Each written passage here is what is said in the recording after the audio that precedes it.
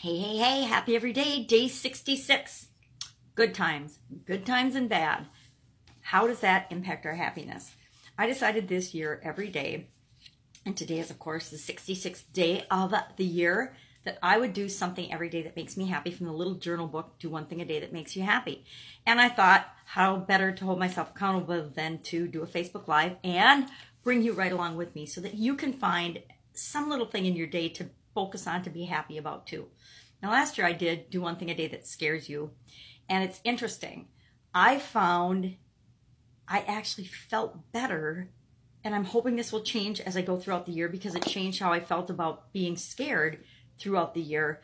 But I felt better waking up every day and having the first thing that I did every day be my Do One Thing a Day That Scares You, because it was pushing me in the direction of growth, personal growth and development. And I think that's why today's saying is kind of powerful to me. It says, anyone can be happy when times are good. The richer experience is to be happy when times are not. And this was said by Susan Harris. Susan Harris said this. And it's one of our double day challenges, where today we're going to talk about good times happiness today. And then tomorrow, of course, we're going to talk about bad time happiness.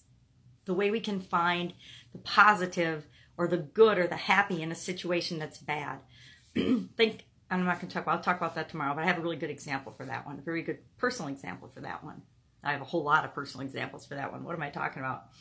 And good times too. So today I'm going to challenge you to think about and brainstorm more than one thing, but think of something today that happens that you feel good and happy about, that's just a good thing that's going on in your life, something you're grateful for, something you're happy about, something you appreciate, someone you appreciate.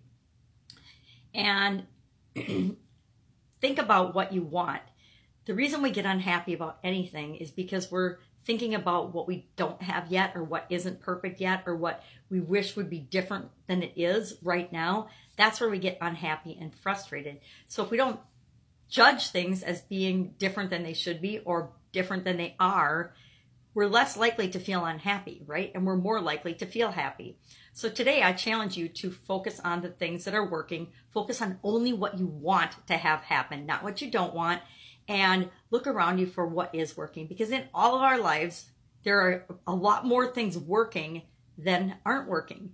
But we have a tendency as human beings to think about the things that aren't perfect yet, even though the vast majority of our life is working perfectly for us. You know, we complain about our weight, we complain about our height, we complain about the weather, we complain about everything, most of which we have absolutely no control over, except we always have the ability to control whether we complain or not, whether we're bitching and moaning. And if we're bitching and moaning, we're focusing on what we don't want versus what we do want. We're focusing on what isn't working versus what is working. So today is all about focusing on and thinking about what's working. Go out and make it an awesome day. And I will, of course, be with you tomorrow to talk about getting through the bad stuff and still being happy.